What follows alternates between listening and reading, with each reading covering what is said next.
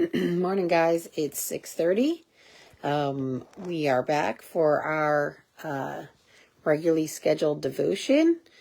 My phone was telling me to turn it, and now I'm trying to figure out how to hold my phone up. Hold on a second. Let's see. You'd think I would have this figured out by now, but I do not. Oh my goodness. For some reason I thought I had done these sideways, but maybe I didn't. Okay, there we go. Got it. All right. Sorry about that. It is 6:30 in the morning, Eastern Standard Time.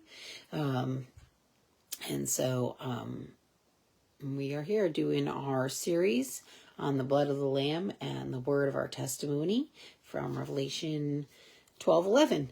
I hope you guys had an awesome week and a fantastic 4th of July weekend.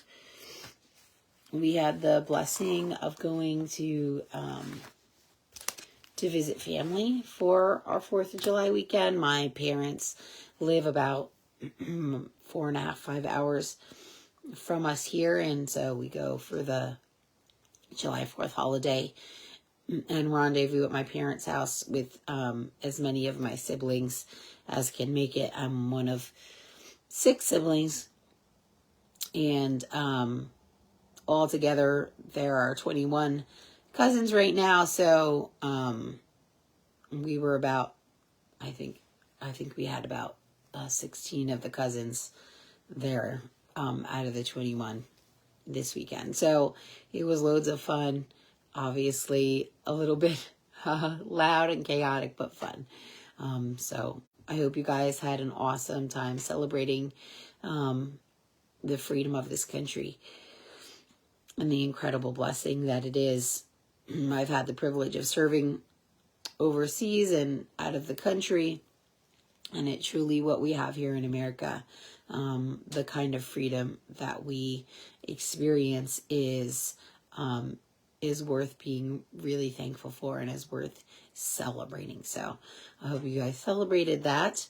And so let's jump in. We are on our 6th week of this series. And for any of you that have been following along, you know that each week I share a testimony of something that the Lord has done in my life, an overcoming testimony, is where the idea of by the blood of the Lamb and the word of my testimony comes from. The Lord has done many, many things in my life in the last 20 years that I've walked with him. And I know that those happened because of the blood that Jesus shed. And I want to testify to the things that Jesus has done. So in the first week, I shared my salvation testimony, how I came to Christ and the things I learned through that. And then I shared about choices. In the second week, the choices that I had to make as a new believer. Good morning, Sarah. My second week, and then the third week I shared on identity, about who God says that I am. On the fourth week I did religion versus relationship, making a transition in my mind from traditional religion that I was raised in, and which is most commonly what you see, to being in a relationship with the Lord and the benefits that reaps. And then last week I did King of My Life, and I shared about a transition that the Lord made in my heart when I was first married, about God being king over my life, and putting my husband in that position. So that's the first 5 weeks that I shared real quick.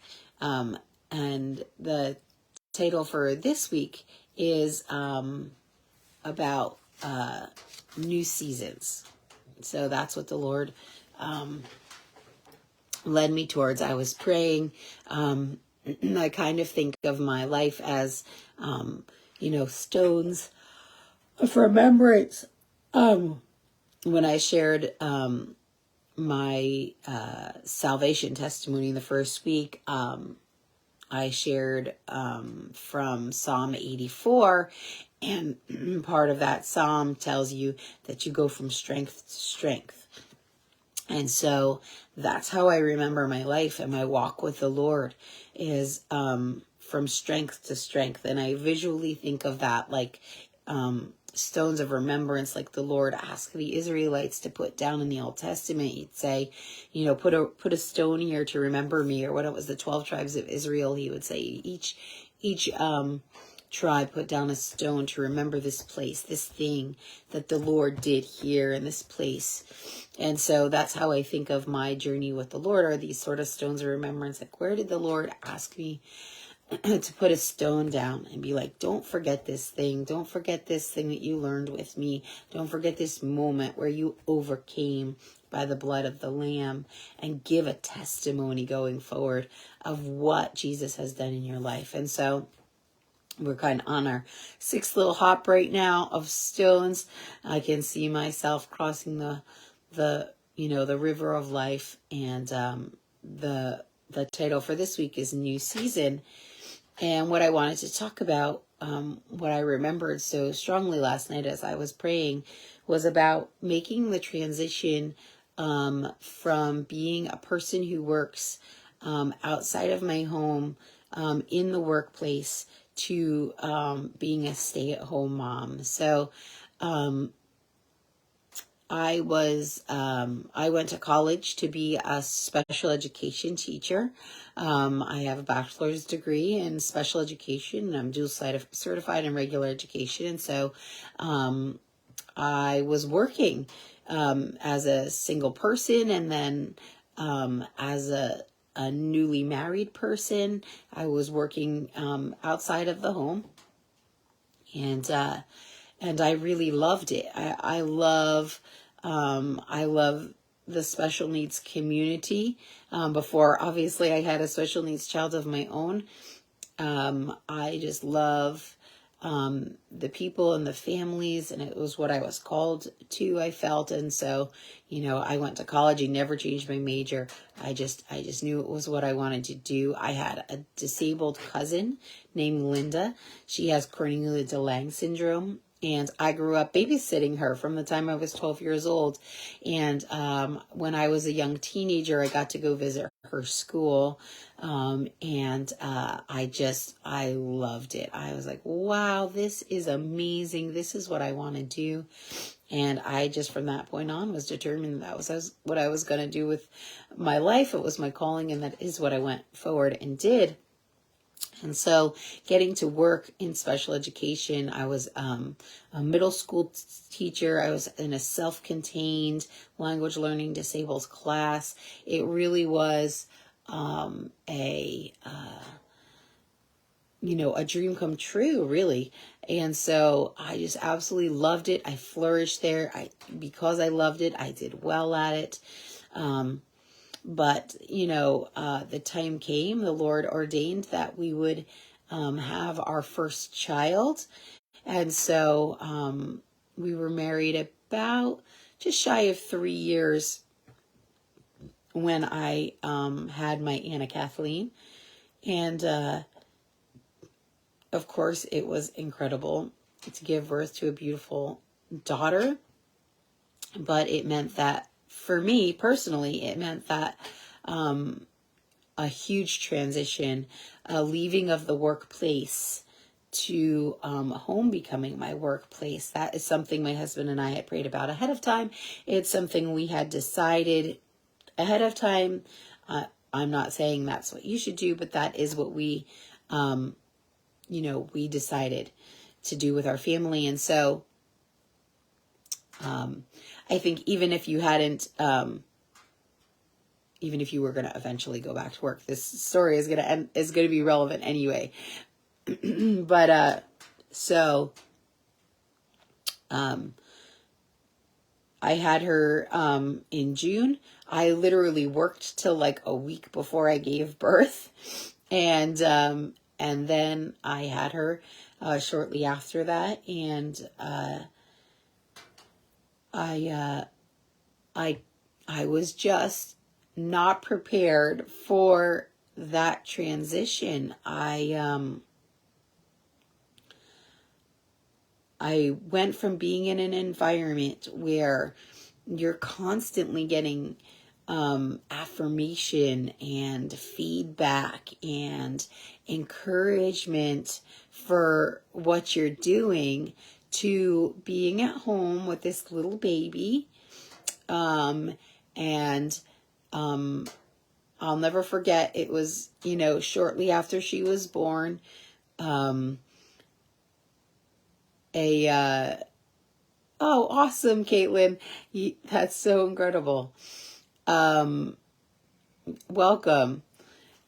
And I was just sitting there, and my husband had gone to work. He worked as a landscaper at the time, and he came home and he kind of chuckled and he said, I think I left you in that same seat this morning when I left for work. And I just started crying. I was like, I've been sitting in this same seat all day. This is all that I've done, is feed this baby. And I was just distraught, like, this is crazy. This can't be my life. I just kind of hit the motherhood wall pretty fast. And it really kind of snowballed from there for a little while. It felt really thankless and unpurposeful, to be honest, to be home with my baby and not at work, making money for my family and, being around my peers and serving other families, doing the thing that I'm good at, love to do, and am trained to do. This just felt really kind of wrong to me and was super hard and super emotional.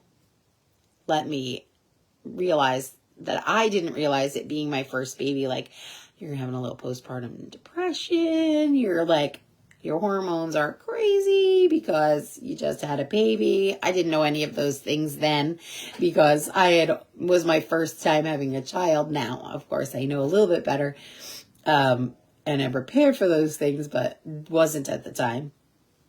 And I'll never forget, maybe she was a couple of weeks old or a few weeks old. We were driving to a friend's graduation party because she was born in early June 9th. And so, it was the graduation season and we were going to a graduation party. And I just started crying as we were driving to the graduation party. And my husband pulls over and he's like, we cannot go with you like this, And he's like, what is wrong with you? I'm like, I don't know what's wrong with me, So obviously I was a little bit of a hot mess and not well prepared for that particular part of the post-baby, thing. And really struggling with this, what seems like lack of purpose. And yeah, it just, I had gone from being a single, unsaved person who was working. And then I was a single, saved person who had a relationship with Jesus Christ, but I was still working. And then I was a married person, saved, and working, and you can see the common thread, right? I was always working. I always had that piece in place that was, so important to me. It was something that the Lord, though I wouldn't have called it, that in the beginning, but something the Lord had gifted me to do.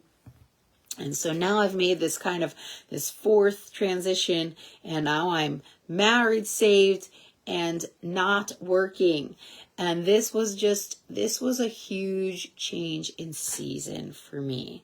So that is the why I gave it the title New Season Testimony. It was a new season. So that's what I want to talk about today. I first want to read what will seem probably really familiar to you guys, but from Ecclesiastes 3, 1-8. Anybody who's on our page will see that I posted, a piece of this verse just recently.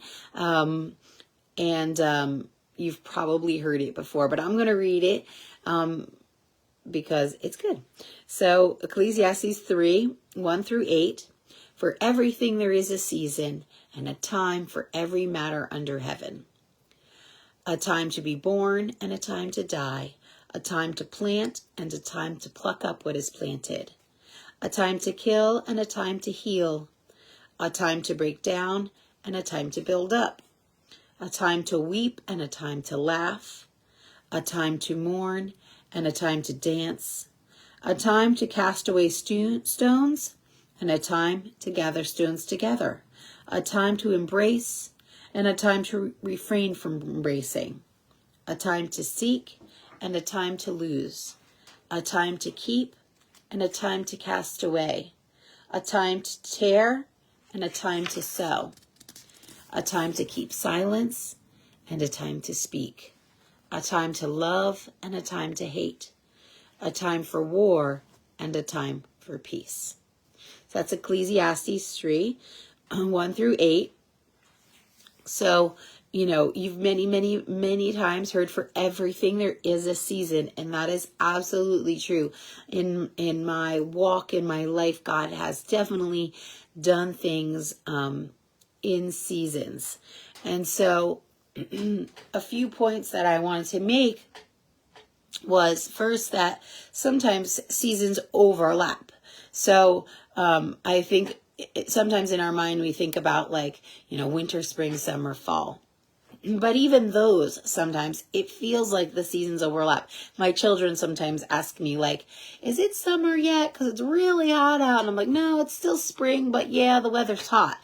Sometimes they overlap, right? The weather isn't exactly what we think it's going to be. And there's sort of a transitional section there. And so our lives are like that too. Seasons overlap, like described earlier, I was working as I went from unsaved to saved to married, and then I wasn't working in the new season. And other things, different things were changing in those seasons. Well, things I'm not talking about right now. So there is this seasons of certain things in your life beginning and ending, and other things beginning and ending at the same time. And there's definitely overlap. So it's not just like a cut and dry thing. And so sometimes that requires some prayer, right? And some reflection and a little bit of balancing even of the things that are going on in your life. So seasons, they overlap. The other thing I wanted to point out is that sometimes we're happy to see seasons go. I don't know if you've ever had a season like that, but sometimes there are some seasons that you're like, whoo, sayonara. I am so glad that is over. And I'm going to share a praise right now of a season that is over for us. So my Gabriel Nathaniel, who is 15 and has severe regressive autism, he has been in diapers for 15 years, and he potty trained this past month. So that was a very, very long season of diapering, and we are so, so happy doing the Alleluia dance that season has come to an end. And any of you who have a severely disabled child who are in that season, promise you, I am praying for you. I know how exhausting that can be, but I am praying that you will be doing the Alleluia dance soon. So that is a season, an example of a season that we were happy to see go. And then there are some seasons that we're reluctant to let go of sometimes, right? We're really in a great season of our lives. And I'll give you another example from our life. So my daughter, she's 17 years old, and she is getting her license. And so we are reluctant to let go of the season where we have our precious firstborn with us all the time. And she's reliant on us for getting where she needs to go. And, she will be having her mobile freedom, and we're reluctant to let go of this season and move into this next season with her. We're not saying no, but we have gone very, very slowly into this transition. But it is an example of a season we're reluctant to see let go. So seasons overlap. Happy to see some seasons go. Reluctant to see some seasons go are kind of the things that came to mind as I was thinking about the idea of, to everything there is a season. And I was praying to the Lord, what would be the key points of overcoming testimony, not just for that season where I had a new baby and I was, trying to make that transition from being in the work world to being in the stay-at-home world, both of which are really hard work, by the way. And I came to this idea, like, I need to ask myself, I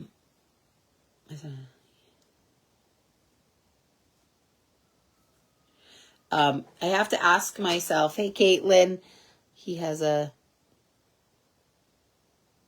really big change or anytime he gets sick. Yes, I know that transition is difficult, and I will definitely add you to my prayer list for sure. I know it's a big thing. So some of the questions that I found that I ask myself in seasons is, why is God moving me into a new season? What is the new calling on my life in this new season? How is God growing me in this new season? And into who is he calling me to be in this new season? So these are really important questions because they actually help you grab onto the purpose of the new season. What I really struggled with in that season of my life where I was moving from the workforce to the home force was feeling like I didn't have purpose. And I hadn't really captured my purpose as a stay-at-home mom, as a maker of the home, as a creator of a spiritual sanctuary, as a nurturer of my children, as a teacher at home, so many things that the Lord was calling me into in that season. All I could feel was what he was calling me away from. I kept looking back, and that was really detrimental to me being able to move forward into the new season. And I wanted to read Philippians 3:12-14 because it really it touches on this a little bit. It says, not that I have already obtained all that is, or have already arrived at my goal, but I press on to take hold of that for which Christ Jesus took hold of me. Brothers and sisters, I do not consider myself yet to have taken hold of it, but one thing I do, forgetting what is behind and straining towards what is ahead, I press on towards the goal to win the prize for which God has called me heavenward in Christ Jesus. And so that verses, Philippians 3:12-14, remind me not to look back because that's the enemy who wants to hold me in the old season that God's calling me out of. And if I keep looking back, he's going to sow seeds of regret. He's going to sow seeds of frustration. Satan's trying to keep me from entering fully into the new season that God has called us to.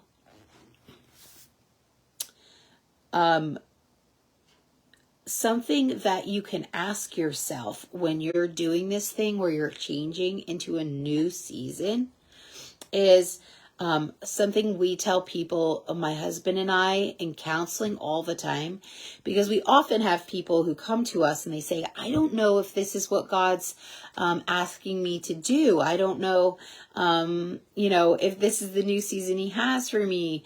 And we definitely always ask them this question, that is God calling you towards something? So our kind of golden rule is that God does not call us away from something unless he's calling us towards something else. He's not like, you should leave your job, but he doesn't have another job for you to transition into. He's not a God who will just pluck us out and sit us in a desert and put us in a difficult spot. He is a God who calls us towards things, right? So in that Philippians verse, right? Forgetting what is behind and straining towards what is ahead. That God is giving us things that are ahead of us in the new season. And in 1 Corinthians 7:17, it says, nevertheless, each person should live as a believer in whatever situation the Lord has assigned to them, just as God has called them. This is the rule I lay down in all the churches. So God calls you into a situation. He doesn't just call you away from something and into a desert. So you can really ask yourself that question. If you're wanting to leave something so badly, but you're not being called towards something else, there's a good chance, and this, of course, there's never always a hard and fast rule, like it never happens, but there's a good chance that that's just your flesh that's tired of a particularly difficult situation and you're just trying to leave. And he's not calling you towards anything else yet. And you can get yourself in a desert that way. You can put yourself in a place of what feels like nothingness and loneliness when you're not called towards something else. God calls us towards service, towards a person, towards a situation where he can fulfill his great commission for us to press on towards the goal to win the prize which God has called us to heavenward in Christ Jesus. He has assignments for us, right? Good works which he has prepared in advance for us to do. So he calls us towards something. So if you're thinking about a new season, you're wondering if God's calling you to a new season, really ask yourself that question. Is my flesh leading me away from something and I don't have something to go towards? Or is this something the Lord is really leading me towards in this new season he's calling me to? So, the other thing is that, so first we embrace the new season, right? We don't fight against it. We don't look behind us. Okay. And, he has service for us to do, like I just talked about. So the Lord calls us towards something because he is a God that has many things for us to be obedient to and service for us to do in his name. And so what is that thing that the Lord is asking us to serve in for him? So that's the second thing. And then the third thing that I learned in that season was to embrace a new piece of my identity. So I talked about earlier, I had gone from single unsaved to single saved to married saved. And now I'm going to married mother and saved. And I was adding this new layer to my identity. Something I had never experienced before. I was going from one season to the next season. This, of course, was a huge, obvious one. It's not always quite this obvious, but in that season, it was super obvious.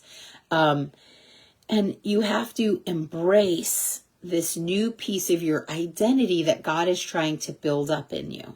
So in that season, God was trying to build me up in my identity as a mother, as a nurturer, as a discipler and trainer of my children. And I was resisting it a little. I was like, when I train other children, special needs children, they need me, and this little puking, pooping, sleeping baby is just sucking the life out of me, literally. These were the difficult things that I was wrestling with my mind. And any of you who have had a baby know that season is like. And though I believe that season is common for most women, and that transition is always happening for new moms, we have to embrace this new identity as mother. I want to speak a little bit of a difficult word, in that the world that we live in tells us that motherhood is not valuable. It says that children are not a blessing. It tells us that they are a burden, and that us staying at home is a waste of our lives. And so you have this added dynamic of kind of the voices of the culture speaking something that's a lie over you, while you're trying to walk in this new season of calling and identity with the Lord. So my sisters, be aware of that warfare that's happening in that particular season that I'm using as my example for this testimony. Just, know that is truly at play.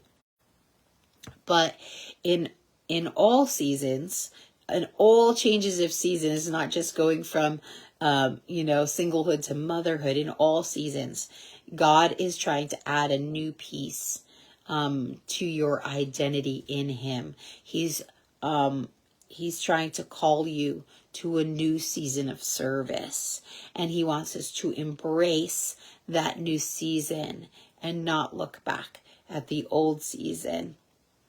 And as you're doing that, as you're trying to overcome in the change of season that's happening in your life, sit down and reflect with the Lord. The action steps for me, I always try to give action steps at the end of my devotion. The action steps for me that helped me to overcome in that season were to ask the Lord for his help. Ask him about the new season. Just talk to him about this new season. Like, why, God, why are you moving me into this new season? What is this new calling on my life in this season? How are you growing me in this new season? And into whom are you calling me into in this new season? Just ask the Lord these questions as you're making this transition, so you can solidify in your heart, having kind of a target to go towards, having something to strive towards, so that you're not looking back and you're not fighting against the change, right? So that is what we are. Sorry, so many texts coming through as I'm trying to do my devotion. That is what we are doing as we are making that transition. So the long and short end of my story just is that, it took some time for me. That's the honest truth. It's, I definitely overcame in that season. I embraced being a mother. We left for the mission field when Anna was about 5 months old. And so obviously my call was clear, away from the workforce. That kind of helped in that season. But even then on the mission field, my first calling was to my child, to my baby. I wasn't nearly as available for the work of ministry that I would have been if I hadn't had a child. And so, I definitely overcame in that season, loved being a mother, throwing that beautiful baby girl in my backpack and walking the dirt roads of Honduras and doing therapies and helping homeschool and all kinds of things we did on the mission field. And then when we came home from the mission field, all the things that I would do here at home in the United States. But I believe that that transition definitely came off in kind of like onion peel layers. So layer by layer, the Lord solidified that new season in my heart, kind of a little at a time. He solidified me as all of the roles that I have kind of riled off in this devotion, as a keeper of the home, as a maker of a spiritual sanctuary, as a trainer of my children, as a discipler of my children, as, you know, a homemaker, and as a creative servant. And these sort of pieces of who I was in the new calling, they sort of grew like onion layers in my life. And that overcome that I was able to capture in the original season transition just became stronger and stronger and stronger. And really just solidified that overcoming testimony. And I now, of course, know in the depths of my soul that, you know, being at home with my children is what I am called to. That leaving the workforce, though incredibly hard, was what the Lord had for me. I even hope one day that I'll get to return, to be honest. I hope that one day when my children are grown and off and, you know, being arrows into the world, that I'll get to return to that one day. And the Lord has been so gracious to allow me to minister to special needs families in other ways, other than being, you know, a classroom teacher, in traditional roles and settings. As a special needs teacher, He's given me many, many opportunities to be, to use that passion and those skills. So just one more time to recap before we go. Our devotion this week was on new seasons, and we want to embrace our new season. We don't want to fight against it. We don't want to look behind us. Like Philippians 3:12-14 said, forgetting what is behind and straining towards what is ahead. We want to serve in a new season unto the Lord, right? He calls us towards something, not just away something, but towards something. He has service for us to do. He's prepared good works in advance for us to do. And then thirdly, we want to embrace a new piece of our identity in this new season. God is working something in us. He is adding a tool to our belt. He is adding a piece to our identity. He's trying to give us something to help us look more like Jesus. And that is a piece of our identity in Him. And we want to embrace that new piece of our identity. So those are our 3 points that we want to capture from our 6th week of devotions on by the blood of the Lamb and the word of our testimony. We want to ask ourselves before the Lord and ask the Lord Himself about the new season, what He's doing, how He's doing it, what He's working in us if we're struggling, and let Him give us the answers so that we can really embrace the new seasons that God has called us into. I hope that you've been blessed this morning. I hope you have a wonderful day, an incredible week, and I look forward to seeing all of you again next Wednesday morning at 6:30 a.m. Bye.